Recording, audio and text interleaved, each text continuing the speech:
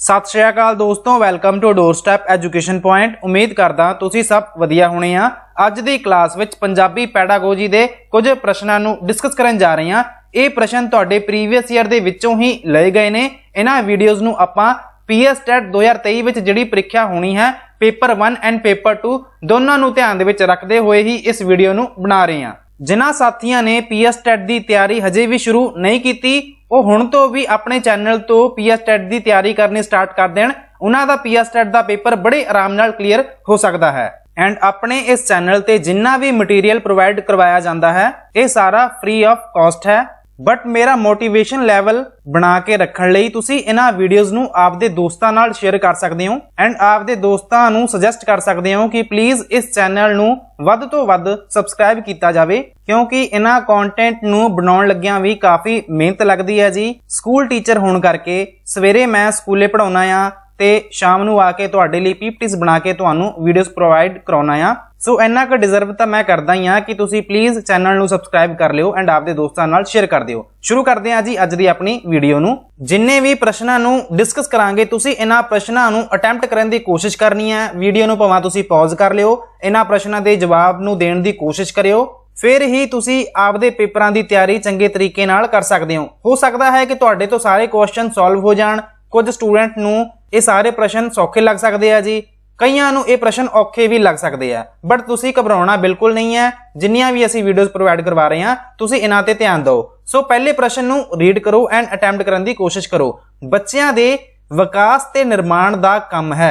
जदों आपां बच्चियां दे डेवलपमेंट दी गल कर रहे हैं कि बच्चियां दे जिहड़े डेवलपमेंट दी जिहड़ी गल है, विकास ते निर्माण दा जिहड़ा काम है वो किहदा काम हैगा जी? कि ये काम सिर्फ स्कूलां दा है या फिर ये सिर्फ मां दा काम है, केवल प्यो दा काम है या फिर परिवार ते अध्यापक दोनों दा काम है? जद भी आपां इहो जिहियां ऑप्शनां पढ़दे हां एंड उत्थे लिखिया होवे केवल ओनली ते आपां ओनू एज अ नैगेटिव मन के चलना है। ये तो चलो सौखा जिहा प्रश्न है एंड इहदा तुसीं जवाब दे दिता होगा। बट मैक्सिमम टाइम अपने पैडागोजी दे विच जदों केवल नाल लग्या होवे ते आपां समझ लेना है कि ये नैगेटिव सेंस दे विच है ते आपां उन्हां ऑप्शनां नूं अवॉइड करना है। सो ਇਹਦੇ ਵਿੱਚ ਆਪਾਂ ਲਗਾਵਾਂਗੇ ਪਰਿਵਾਰ ਤੇ ਅਧਿਆਪਕ ਦੋਨਾਂ ਦਾ ਕਿ ਬੱਚਿਆਂ ਦਾ ਜਿਹੜਾ ਵਿਕਾਸ ਦਾ ਨਿਰਮਾਣ ਦਾ ਜਿਹੜਾ ਕੰਮ ਹੈਗਾ ਜੀ ਇਹ ਪਰਿਵਾਰ ਦਾ ਵੀ ਹੈ ਤੇ ਅਧਿਆਪਕ ਦਾ ਵੀ ਹੈ। ਸੋ ਕੇਵਲ ਸਕੂਲਾਂ ਦਾ ਨਹੀਂ ਹੈਗਾ, ਕੇਵਲ ਮਾਂ ਦਾ ਵੀ ਨਹੀਂ ਹੈ, ਕੇਵਲ ਪਿਓ ਦਾ ਵੀ ਨਹੀਂ ਹੈ, ਸਾਰਿਆਂ ਦਾ ਰਲ ਮਿਲ ਕੇ ਹੋਊਗਾ ਜੀ ਕਿ ਸਾਰੇ ਰਲ ਮਿਲ ਕੇ ਜਦੋਂ ਕੰਮ ਕਰਨਗੇ ਫਿਰ ਹੀ ਬੱਚਿਆਂ ਦਾ ਜਿਹੜਾ ਵਿਕਾਸ ਹੈ ਜੀ ਇਹ ਕੀਤਾ ਜਾ ਸਕਦਾ ਹੈ। ਸਕੂਲਾਂ ਦੇ ਲੈਵਲ ਤੱਕ ਵੀ ਤੁਸੀਂ ਵੇਖਿਆ ਹੋਊਗਾ ਕਿ ਆਪਾਂ ਜਦੋਂ ਬੱਚਾ ਨਾ ਪੜ੍ਹੇ ਤੇ ਆਪਾਂ ਕੀ ਕਰਦੇ ਹਾਂ, ਆਪਾਂ ਐਜ਼ ਅ ਟੀਚਰ ਉਹਨਾਂ ਦੇ ਮਾਪਿਓ ਨੂੰ ਬੁਲਾਉਂਦੇ ਆ ਕਿ ਅਸੀਂ ਤਾਂ ਸਕੂਲੇ ਪੜ੍ਹਾ ਦਿੰਦੇ ਆ ਬੱਚਿਆਂ ਨੂੰ, ਕੀ ਬੱਚਾ ਘਰੇ पढ़ाई कर रहा है कि नहीं कर रहा है। सो मापिओ कहते हैं जी कि साडे बच्चे मोबाइल फोन बहुत ज़्यादा यूज़ करते हैं घरे। सो इस तरह दी गल्लां आपां नूं अक्सर स्कूलों में वेखण नूं मिलदियां ने। सो यही इत्थे गल कही गई है कि परिवार ते अध्यापक दोनों का जिहड़ा कह सकते हैं काम है बच्चों के डेवलपमेंट दे विच। गल करते हैं सैकंड प्रश्न की, अध्यापक बनने लई जरूरी है। एक टीचर बनने लिए की जरूरी है? तुसी सारे टीचर्स हैगे हो एंड तुसी PS TET दा एग्जाम देना है एंड गां नूं तुसी गवर्नमेंट टीचर भी बनोगे। सो इहदे लई की जरूरी है? एज अ टीचर बनने लिए की जरूरी है? लोड़ींदी विद्यक योग्यता, लोड़ींदी ट्रेनिंग, मनोविज्ञान की जानकारी जो कि आपां ऑलरेडी पढ़ ही रहे हैं, मनोविज्ञान ही तो पढ़ रहे हैं ना, या फिर उपरोक्त सारे। सो जो आपां वेखदे हां कि किसी भी ऑप्शन विच एक तो वध ऑप्शनां सही होण ते आपां सारियां ऑप्शनां नूं सही मान लेना हुंदा जेकर उपरोक्त सारे लग्या होवे। सो योग्यता तो होनी जरूरी हैगी है, जिहड़ी तुहाडी क्वालिफिकेशन हैगी है। इस दे नाल तुहाडी जिहड़ी ट्रेनिंग हैगी है, जिवें कि आपां स्कूलां विच टीचिंग प्रैक्टिस भी लगा के आए हुंदे आ, जिन्हां ने ETT कीती हुंदी है, BEd कीती हुंदी है ते अपने कुछ समैसटर टीचिंग प्रैक्टिस लिए भी लगाए जाते हैं। सो लोड़ींदी ट्रेनिंग की भी जरूरत पैंदी है, विद्यक योग्यता भी ते मनोविज्ञान भाव साइकोलॉजी की जिहड़ी जानकारी हैगी है जी ये भी होनी चाहिए है। So option number D is the right answer. चलते हैं अगले प्रश्न ते। सिक्ख्या का जिहड़ा मुख्य उद्देश्य है विद्यार्थियों नूं, तुहानूं की लगता है एजुकेशन का मेन ऑब्जेक्टिव की है? उद्देश्य हुंदा जी ऑब्जेक्टिव, मुख मेन। सिक्ख्या एजुकेशन विद्यार्थियों नूं स्टूडेंट लई जिहड़ा एजुकेशन का मेन ऑब्जेक्टिव है वो की है? अनुशासन विच रहना सिखाउणा। अनुशासन की हुंदा है जी? डिसिप्लिन। डिसिप्लिन विच आपां बच्चों नूं रहना सिखावांगे कि ये एजुकेशन का मेन ऑब्जेक्टिव है, या फिर विवेक सिखाउणा, धीरज रखना, पेशेंस रखना बच्चों नूं की आपां ये सिखावांगे, या फिर आग्या पालन करना सिखाउणा, आग्या पालना करनी सिखावांगे, ओबीडेंस दे विच रहना सिखावांगे बच्चों नूं, ਜਾਂ ਫਿਰ ਕਾਰੋਬਾਰ ਸਿਖਾਵਾਂਗੇ, ਕਾਰੋਬਾਰ ਕਰਨਾ ਸਿਖਾਵਾਂਗੇ। ਸੋ ਜਦੋਂ ਆਪਾਂ ਗੱਲ ਕਰਦੇ ਹਾਂ ਐਜੂਕੇਸ਼ਨ ਦੀ, ਹੋ ਸਕਦਾ ਹੈ ਤੁਹਾਨੂੰ ਲੱਗੇ ਕਿ ਇੱਥੇ ਦੋ ਆਪਸ਼ਨਾਂ ਸਹੀ ਨੇ, ਬਟ ਆਪਾਂ ਸਾਰਿਆਂ ਨਾਲੋਂ ਵੱਧ ਸਹੀ ਆਪਸ਼ਨ ਚੂਜ਼ ਕਰਨੀ ਹੁੰਦੀ ਹੈ। ਅਨੁਸ਼ਾਸਨ ਵਿੱਚ ਰਹਿਣਾ ਬੇਸ਼ੱਕ ਆਪਾਂ ਸਿਖਾਉਂਦੇ ਹਾਂ, ਬਟ ਜਦੋਂ ਆਪਾਂ ਗੱਲ ਕਰਦੇ ਹਾਂ ਪੈਡਾਗੋਜੀ ਦੇ ਵਿੱਚ ਤੇ ਆਪਾਂ ਉਹਦੇ ਤੇ ਥੋਪ ਨਹੀਂ ਸਕਦੇ। ਬੱਚਾ ਖੁਦ ਹੀ ਚੀਜ਼ਾਂ ਨੂੰ ਸਮਝ ਕੇ ਅਨੁਸ਼ਾਸਨ ਵਿੱਚ ਰਹਿਣਾ ਸਿੱਖੇ, ਇਹਦੀ ਆਪਾਂ ਗੱਲ ਕਰਦੇ ਹਾਂ। ਬਟ ਆਪਾਂ ਮੇਨ ਜਦੋਂ ਗੱਲ ਕਰਾਂਗੇ ਸਿੱਖਿਆ ਦਾ ਜਿਹੜਾ ਮੁੱਖ ਉਦੇਸ਼ ਹੈ ਜੀ, ਵਿਦਿਆਰਥੀਆਂ ਨੂੰ ਵਿਵੇਕ ਸਿਖਾਉਣਾ। Option number B is the right answer. ਆਗਿਆ ਪਾਲਣ ਕਰਨਾ ਸਿਖਾਉਣਾ, ਕਿਤੇ ਨਾ ਕਿਤੇ ਫਿਰ ਆਪਾਂ ਇਹ ਬੱਚੇ ਤੇ ਥੋਪ ਰਹੇ ਹਾਂ। ਸੋ option number B is the right answer. ਚੱਲਦੇ ਹਾਂ ਅਗਲੇ ਪ੍ਰਸ਼ਨ ਤੇ। ਬੱਚੇ ਵਿੱਚ ਭਾਸ਼ਾ ਦਾ ਵਿਕਾਸ, ਭਾਸ਼ਾ ਦੀ ਗੱਲ ਕੀਤੀ ਜਾ ਰਹੀ ਹੈ, ਭਾਸ਼ਾ ਦੀ ਕਲਾਸ ਹੈ। ਕੁਝ ਹੱਦ ਤੱਕ ਜਨਮ ਤੋਂ ਹੀ ਹੁੰਦਾ ਹੈ, 5 ਸਾਲ ਤੋਂ ਹੁੰਦਾ ਹੈ, ਸਿਰਫ ਵਿਕਸਿਤ ਸ਼ਬਦ ਭੰਡਾਰ ਨਾਲ ਹੁੰਦਾ ਹੈ, ਜਾਂ ਫਿਰ ਆਪਸ਼ਨ ਨੰਬਰ ਡੀ ਲਿਖਣ ਦੀ ਪ੍ਰੈਕਟਿਸ ਨਾਲ ਹੁੰਦਾ ਹੈ। ਜਦੋਂ ਆਪਾਂ ਭਾਸ਼ਾ ਦੀ ਗੱਲ ਕਰਦੇ ਹਾਂ ਆਪਾਂ ਨਾ 4 ਸਕਿੱਲਸ ਦੀ ਗੱਲ ਕਰਦੇ ਹਾਂ। ਕਿਹੜੀਆਂ ਸਕਿੱਲਸ ਨੇ ਜੀ? LSRW, listening, speaking, reading and writing. ਇਹ ਸੀਕੁਐਂਸ ਯਾਦ ਕਰ ਲਿਓ, ਕਈ ਵਾਰ ਇਸ ਸੀਕੁਐਂਸ ਦੇ ਵਿੱਚੋਂ ਵੀ ਪ੍ਰਸ਼ਨ ਪੁੱਛ ਲਏ ਜਾਂਦੇ ਆ। ਲਿਸਨਿੰਗ ਹੋ ਗਿਆ ਜੀ ਸੁਣਨਾ, ਸਪੀਕਿੰਗ ਕੀ ਹੋ ਗਿਆ ਜੀ? ਬੋਲਣਾ, ਰੀਡਿੰਗ ਹੋ ਗਿਆ ਜੀ ਰੀਡ ਕਰਨਾ, ਰਾਈਟ ਹੋ ਗਿਆ ਜੀ ਲਿਖਣਾ। LSRW, LSRW। ਜਦੋਂ ਆਪਾਂ ਭਾਸ਼ਾ ਦੀ ਗੱਲ ਕਰਦੇ ਹਾਂ ਕਿ ਜਦੋਂ ਆਪਾਂ ਭਾਸ਼ਾ ਦੀ ਵਿਕਾਸ ਦੀ ਗੱਲ ਕਰ ਰਹੇ ਹਾਂ, ਕੁਝ ਹੱਦ ਤੱਕ ਜਨਮ ਤੋਂ ਹੀ ਹੁੰਦਾ ਹੈ। ਸੋ ਇਹ ਗੱਲ ਬਿਲਕੁਲ ਠੀਕ ਲਿਖੀ ਹੋਈ ਹੈ। 5 ਸਾਲ ਤੋਂ ਹੁੰਦਾ ਹੈ ਕਿ ਬੱਚੇ 5 ਸਾਲ ਤੋਂ ਪਹਿਲਾਂ ਬੋਲਣਾ ਨਹੀਂ ਸ਼ੁਰੂ ਕਰਦੇ, ਸੋ ਇਹ ਗੱਲ ਇੱਥੇ ਗਲਤ ਲਿਖੀ ਹੋਈ ਹੈ। ਸਿਰਫ ਵਿਕਸਿਤ ਸ਼ਬਦ ਭੰਡਾਰ ਨਾਲ ਹੁੰਦਾ ਹੈ, ਇਹ ਵੀ ਗੱਲ ਗਲਤ ਲਿਖੀ ਹੋਈ ਹੈ। ਸਿਰਫ ਲਿਖਣ ਦੀ ਪ੍ਰੈਕਟਿਸ ਨਾਲ ਹੁੰਦਾ ਹੈ, ਸੋ ਇਹ ਗੱਲ ਵੀ ਗਲਤ ਹੈ। ਆਪਸ਼ਨ ਨੰਬਰ ਏ ਨੂੰ ਕਰ ਲਿਓ ਟਿਕ। ਆਪਾਂ ਚੱਲਦੇ ਹਾਂ ਅਗਲੇ ਪ੍ਰਸ਼ਨ ਤੇ। ਸਭ ਤੋਂ ਪਹਿਲਾਂ ਬੱਚਾ ਕਿਸ ਦੇ ਸੰਪਰਕ ਵਿੱਚ ਆਉਂਦਾ ਹੈ?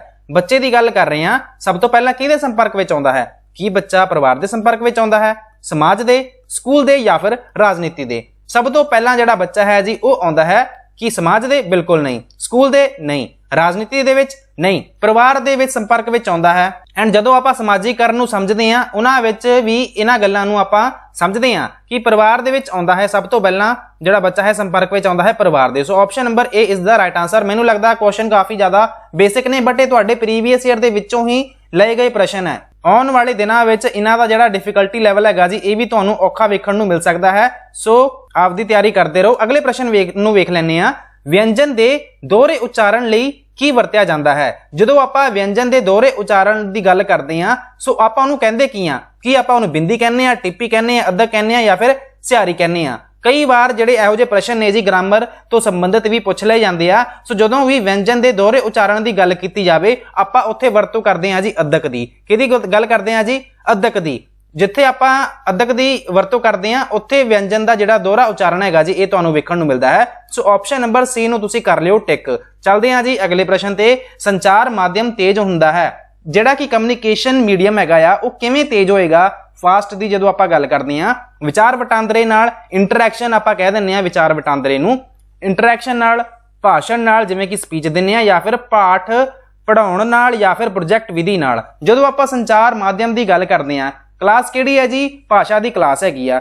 ਕੀ ਸਿਰਫ ਭਾਸ਼ਣ ਦੇਣ ਨਾਲ ਆਪਾਂ ਸੰਚਾਰ ਮਾਧਿਅਮ ਨੂੰ ਤੇਜ਼ ਕਰ ਸਕਦੇ ਹਾਂ? ਬਿਲਕੁਲ ਨਹੀਂ। ਸੰਚਾਰ ਮਾਧਿਅਮ ਨੂੰ ਤੇਜ਼ ਕਰਨ ਵਿੱਚ ਭਾਸ਼ਣ ਦਾ ਰੋਲ ਜ਼ਰੂਰ ਹੋ ਸਕਦਾ, ਪਾਠ ਪੜਾਉਣ ਨਾਲ ਦਾ ਵੀ ਇਹਦਾ ਵੀ ਰੋਲ ਹੋ ਸਕਦਾ ਹੈ, ਪ੍ਰੋਜੈਕਟ ਵਿਧੀ ਦਾ ਤਾਂ ਚਲੋ ਆਪਾਂ ਨਹੀਂ ਕਵਾਂਗੇ, ਬਟ ਵਿਚਾਰ ਵਟਾਂਦਰੇ ਦੀ ਜਦੋਂ ਆਪਾਂ ਗੱਲ ਕਰਦੇ ਹਾਂ, ਬੱਚਾ ਇਹਦੇ ਵਿੱਚ ਵਿਚਾਰ ਵਟਾਂਦਰਾ ਕਰੇਗਾ, ਦੂਜੇ ਨੂੰ ਕੁਝ ਗੱਲਾਂ ਦੱਸੇਗਾ, ਦੂਜੇ ਤੋਂ ਕੁਝ ਗੱਲਾਂ ਸੁਣੇਗਾ। ਸੋ ਜਿਹਦੇ ਨਾਲ ਆਪਾਂ ਕਹਿ ਸਕਦੇ ਹਾਂ ਸੰਚਾਰ ਮਾਧਿਅਮ ਤੇਜ਼ ਹੋਊਗਾ। ਸੋ option number A is the right answer. ਅਗਲਾ ਪ੍ਰਸ਼ਨ ਵੇਖੋ। ਪੰਜਾਬੀ ਭਾਸ਼ਾ ਦੀ ਲਿਪੀ ਕਿਹੜੀ ਹੈ? ਬੜਾ ਬੇਸਿਕ ਪ੍ਰਸ਼ਨ ਹੈ ਜੀ। ਦੇਵਨਾਗਰੀ, ਰੋਮਨ, ਗੁਰਮੁਖੀ, ਜਾਂ ਫਿਰ ਉਪਰੋਕਤ ਵਿੱਚ ਕੋਈ ਨਹੀਂ। ਪੰਜਾਬੀ ਭਾਸ਼ਾ ਦੀ ਜਿਹੜੀ ਲਿਪੀ ਹੈਗੀ ਹੈ ਜੀ ਉਹ ਹੈਗੀ ਹੈ ਜੀ ਗੁਰਮੁਖੀ। ਸੋ option number C is the right answer. ਚੱਲਦੇ ਹਾਂ ਅਗਲੇ ਪ੍ਰਸ਼ਨ ਤੇ। ਪੰਜਾਬੀ ਦੀ ਉਪ ਬੋਲੀ ਮਾਝੀ ਕਿੱਥੇ ਕਿੱਥੇ ਬੋਲੀ ਜਾਂਦੀ ਹੈ? ਪੰਜਾਬੀ ਦੀ ਉਪ ਬੋਲੀ ਮਾਝੀ ਕਿੱਥੇ ਕਿੱਥੇ ਬੋਲੀ ਜਾਂਦੀ ਹੈ? ਗੁਰਦਾਸਪੁਰ, ਪਟਿਆਲਾ, ਅੰਮ੍ਰਿਤਸਰ, ਰੋਪੜ, ਲੁਧਿਆਣਾ, ਅੰਮ੍ਰਿਤਸਰ, ਗੁਰਦਾਸਪੁਰ, ਅੰਮ੍ਰਿਤਸਰ, ਪੱਟੀ, ਕਪੂਰਥਲਾ, ਮਲੇਰਕੋਟਲਾ, ਹੁਸ਼ਿਆਰਪੁਰ। ਕੁਝ ਸਾਲਾਂ ਤੋਂ ਵੇਖਿਆ ਜਾ ਰਿਹਾ ਹੈ ਕਿ ਪੰਜਾਬੀ ਦੀਆਂ ਜਿਹੜੀਆਂ ਉਪ ਬੋਲੀਆਂ ਬੋਲੀਆਂ ਜਾਂਦੀਆਂ ਨੇ ਪੰਜਾਬ ਦੇ ਵੱਖ-ਵੱਖ ਹਿੱਸਿਆਂ ਵਿੱਚ, ਇਲਾਕਿਆਂ ਵਿੱਚ, ਇਸ ਤੋਂ ਸੰਬੰਧਿਤ ਪ੍ਰਸ਼ਨ ਪੁੱਛ ਲਿਆ ਜਾਂਦਾ ਹੈ। ਇਹਦੀ ਗੱਲ ਆਪਾਂ ਕਰ ਲੈਂਦੇ ਹਾਂ, ਬਟ ਸਭ ਤੋਂ ਪਹਿਲਾਂ ਆਪਾਂ ਇਸ ਪ੍ਰਸ਼ਨ ਦਾ ਸਹੀ ਜਵਾਬ ਵੇਖਦੇ ਹਾਂ।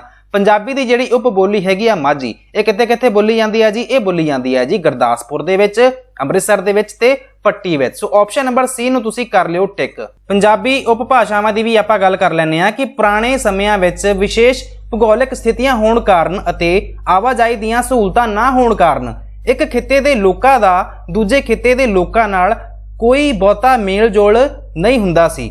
ਇਸ ਤੋਂ ਇਲਾਵਾ ਸੰਚਾਰ ਸਾਧਨਾਂ ਦਾ ਵੀ ਕੋਈ ਬਹੁਤਾ ਵਿਕਾਸ ਨਹੀਂ ਹੋਇਆ ਸੀ, ਜਿਸ ਕਾਰਨ ਇੱਕ ਪ੍ਰਾਂਤ ਜਾਂ ਇਲਾਕੇ ਵਿੱਚ ਲੋਕਾਂ ਦੁਆਰਾ ਬੋਲੀ ਜਾਣ ਵਾਲੀ ਭਾਸ਼ਾ ਵਿੱਚ ਉਚਾਰਨ ਤੇ ਸ਼ਬਦਾਵਲੀ ਦੇ ਪੱਖ ਤੋਂ ਥੋੜਾ ਜਿਹੜਾ ਅੰਤਰ ਜਿਹੜਾ ਹੁੰਦਾ ਸੀਗਾ ਜੀ, ਉਹਨੂੰ ਹੀ ਆਪਾਂ ਕੀ ਕਹਿ ਦਿੰਦੇ ਸੀਗੇ ਜੀ, ਉਹਨਾਂ ਨੂੰ ਹੀ ਆਪਾਂ ਉਪਭਾਸ਼ਾਵਾਂ ਦਾ ਨਾਮ ਉਹਨਾਂ ਨੂੰ ਦੇ ਦਿੱਤਾ।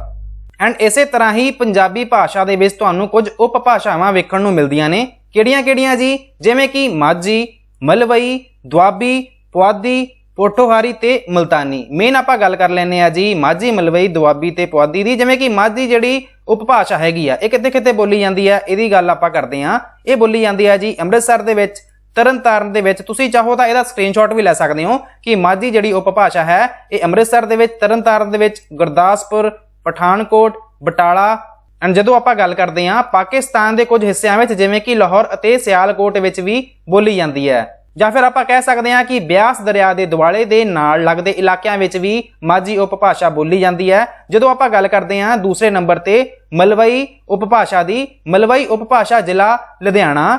ਮਲਵਈ ਉਪਭਾਸ਼ਾ ਕਿੱਥੇ ਬੋਲੀ ਜਾਂਦੀ ਹੈ ਜੀ?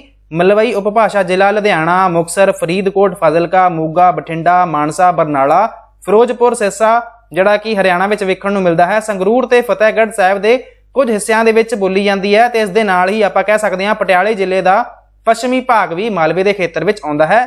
ਇਹਨਾਂ ਇਲਾਕਿਆਂ ਵਿੱਚ ਮਲਵਈ ਉਪਭਾਸ਼ਾ ਬੋਲੀ ਜਾਂਦੀ ਹੈ। ਜਦੋਂ ਆਪਾਂ ਗੱਲ ਕਰਦੇ ਹਾਂ ਜੀ ਦੁਆਬੀ ਦੀ, ਦੁਆਬੀ ਉਪਭਾਸ਼ਾ ਜ਼ਿਲ੍ਹਾ ਜਲੰਧਰ, ਕਪੂਰਥਲਾ, ਹੁਸ਼ਿਆਰਪੁਰ ਅਤੇ ਸ਼ਹੀਦ ਭਗਤ ਸਿੰਘ ਨਗਰ, SBS ਨਗਰ ਵੀ ਆਪਾਂ ਕਹਿ ਦਿੰਦੇ ਆ, ਨਵਾਂ ਸ਼ਹਿਰ ਜ਼ਿਲ੍ਹਾ ਜਿਹੜਾ, ਇੱਥੇ ਤੁਹਾਨੂੰ ਦੁਆਬੀ ਉਪਭਾਸ਼ਾ ਬੋਲੀ ਜਾਂਦੀ ਹੈ। ਜਦੋਂ ਆਪਾਂ ਗੱਲ ਕਰਦੇ ਹਾਂ ਜੀ ਪੁਆਧੀ ਦੀ, ਪੁਆਧੀ ਜਿਹੜੀ ਉਪਭਾਸ਼ਾ ਹੈਗੀ ਆ ਜੀ ਇਹ ਬੋਲੀ ਜਾਂਦੀ ਹੈ ਜ਼ਿਲ੍ਹਾ ਰੂਪਨਗਰ, ਰੋਪੜ ਵਿੱਚ ਸਾਹਿਬਜ਼ਾਦਾ ਅਜੀਤ ਸਿੰਘ ਨਗਰ, ਪਟਿਆਲੇ ਦਾ ਪੂਰਬੀ ਹਿੱਸਾ, ਸੰਗਰੂਰ ਦੇ ਮਲੇਰਕੋਟਲੇ ਵੱਲ ਦਾ ਖੇਤਰ, ਫਤਿਹਗੜ੍ਹ ਸਾਹਿਬ ਦਾ ਪੂਰਬੀ ਹਿੱਸਾ ਅਤੇ ਹਰਿਆਣੇ ਵਿੱਚ ਅੰਬਾਲਾ ਦਾ ਪੱਛਮੀ ਹਿੱਸਾ। ਇਹਨਾਂ ਹਿੱਸਿਆਂ ਵਿੱਚ ਪੁਆਧੀ ਉਪਭਾਸ਼ਾ ਬੋਲੀ ਜਾਂਦੀ ਹੈ। ਪੋਠੋਹਾਰੀ ਉਪਭਾਸ਼ਾ ਪਾਕਿਸਤਾਨ ਦੇ ਜੇਹਲਮ, ਰਾਵਲਪਿੰਡੀ ਤੇ ਕੈਮਲਪੁਰ ਦੇ ਜ਼ਿਲ੍ਹਿਆਂ ਵਿੱਚ ਪੋਠੋਹਾਰੀ ਬੋਲੀ ਜਾਂਦੀ ਹੈ। ਜੇ ਆਪਾਂ ਗੱਲ ਕਰਦੇ ਹਾਂ ਮੁਲਤਾਨੀ ਦੀ, ਤੇ ਮੁਲਤਾਨੀ ਤੁਹਾਨੂੰ ਇਹ ਵੀ ਕੁਝ ਪਾਕਿਸਤਾਨ ਦੇ ਜਿਹੜੇ ਹਿੱਸੇ ਨੇ ਜੀ ਇਹ ਇੱਥੇ ਬੋਲੀ ਜਾਂਦੀ ਹੈ। ਐਂਡ ਡੋਗਰੀ ਉਪਭਾਸ਼ਾ ਜੰਮੂ ਅਤੇ ਕਸ਼ਮੀਰ, ਕਾਂਗੜੇ, ਹਿਮਾਚਲ ਪ੍ਰਦੇਸ਼ ਜਿਹੜਾ ਕਿ ਹਿਮਾਚਲ ਪ੍ਰਦੇਸ਼ ਦਾ ਹਿੱਸਾ ਕਾਂਗੜੇ ਵਿੱਚ ਬੋਲੀ ਜਾਂਦੀ ਹੈ। ਉਪਬੋਲੀ ਜਾਂ ਉਪਭਾਸ਼ਾ ਬਾਰੇ ਤੁਸੀਂ ਸਮਝ ਗਏ ਹੋਣੇ ਆ ਐਂਡ ਇਹਦਾ ਸਹੀ ਜਵਾਬ ਵੀ ਤੁਸੀਂ ਲਗਾ ਦਿੱਤਾ ਹੋਊਗਾ। Option number C is the right answer. ਚੱਲਦੇ ਹਾਂ ਜੀ ਅਗਲੇ ਪ੍ਰਸ਼ਨ ਤੇ। ਕਿਸੇ ਭਾਸ਼ਾ ਨੂੰ ਪੜ੍ਹਨ ਲਿਖਣ ਲਈ ਬਣਾਏ ਗਏ ਨਿਯਮਾਂ ਦੇ ਸਮੂਹ ਨੂੰ ਕੀ ਆਖਿਆ ਜਾਂਦਾ ਹੈ? ਸੋ ਆਪਾਂ ਕਿਸੇ ਭਾਸ਼ਾ ਨੂੰ ਪੜ੍ਹਦੇ ਹਾਂ, ਲਿਖਦੇ ਹਾਂ, ਇਹਨਾਂ ਨੂੰ ਬੋਲਣ ਲੱਗਿਆਂ, ਪੜ੍ਹਨ ਲੱਗਿਆਂ ਕੁਝ ਰੂਲਸ ਬਣਾਏ ਗਏ ਨੇ। ਸੋ ਇਹਨਾਂ ਰੂਲਸ ਨੂੰ, ਇਹਨਾਂ ਨਿਯਮਾਂ ਦੇ ਸਮੂਹ ਨੂੰ ਕੀ ਆਖਿਆ ਜਾਂਦਾ ਹੈ? ਕੀ ਇਹ ਲਿਪੀ ਹੈ, ਕੀ ਇਹ ਵਰਣ ਹੈ, ਸਵਰ ਹੈ, ਜਾਂ ਫਿਰ ਇਹ ਵਿਆਕਰਣ ਹੈ? ਸੋ ਆਪਾਂ ਇਹਨੂੰ ਕਹਿੰਦੇ ਆ ਜੀ, ਆਪਾਂ ਇਹਨੂੰ ਵਿਆਕਰਣ ਕਹਿੰਦੇ ਆ। ਕੀ ਕਹਿੰਦੇ ਆ ਜੀ? ਵਿਆਕਰਣ ਕਹਿੰਦੇ ਆ। ਸੋ ਆਪਸ਼ਨ ਨੰਬਰ ਡੀ ਨੂੰ ਤੁਸੀਂ ਕਰ ਲਿਓ ਟਿਕ। ਤੇ ਆਪਾਂ ਚੱਲਦੇ ਹਾਂ ਅਗਲੇ ਪ੍ਰਸ਼ਨ ਤੇ। ਪੰਜਾਬੀ ਦੀਆਂ ਹੇਠੀ ਧੁਨੀਆਂ ਜਿਹੜੀਆਂ ਹੁੰਦੀਆਂ ਨੇ ਜੀ ਉਹ ਕਿਹੜੀਆਂ ਹੁੰਦੀਆਂ ਨੇ? ਪੰਜਾਬੀ ਦੀਆਂ ਹੇਠੀ ਧੁਨੀਆਂ ਕਿਹੜੀਆਂ ਹਨ ਜੀ? ਪੱਪਾ, ਫੱਫਾ, ਬੱਬਾ, ਭੱਬਾ, ਤੱਤਾ, ਥੱਤਾ, ਦੱਦਾ, ਧੱਦਾ, ਟੈਂਕਾ, ਠੱਠਾ, ਡੱਡਾ, ਢੱਡਾ, ਕੱਖਾ, ਖੱਖਾ, ਗੱਗਾ, ਘੱਗਾ। ਸੋ ਇਹਦਾ ਤੁਸੀਂ ਸਹੀ ਜਵਾਬ ਦੱਸੋ ਕੀ ਹੋਊਗਾ ਜੀ? ਸੋਚ ਵਿਚਾਰ ਕਰਕੇ ਦੱਸੋ ਇਹਦਾ ਸਹੀ ਜਵਾਬ ਕੀ ਹੋਊਗਾ। ਉਹ ਧੁਨੀਆਂ ਜਿਨ੍ਹਾਂ ਨੂੰ ਬੋਲਣ ਲੱਗਿਆਂ ਆਪਾਂ ਲਿਪਸ ਦੀ ਵਰਤੋਂ ਕਰਦੇ ਆ ਉਹਨਾਂ ਨੂੰ ਆਪਾਂ ਹੇਠੀ ਧੁਨੀਆਂ ਕਹਿੰਦੇ ਆ। So option number A is the right answer. ਪੱਪਾ, ਫੱਫਾ, ਬੱਬਾ, ਭੱਬਾ। ਜਦੋਂ ਤੁਸੀਂ ਇਹਨਾਂ ਨੂੰ ਬੋਲਦੇ ਹੋ ਦੋਨਾਂ ਹੀ ਲਿਪਸ ਦੀ ਲੋੜ ਪੈਂਦੀ ਹੈ। ਐਂਡ ਬਾਕੀ ਦੀਆਂ ਹੋਰ ਵੀ ਜਿਹੜੀਆਂ ਧੁਨੀਆਂ ਹੁੰਦੀਆਂ ਨੇ ਆਪਾਂ ਉਹਦੀ ਗੱਲ ਵੀ ਇਹਦੇ ਵਿੱਚ ਕਰ ਲੈਂਦੇ ਆ।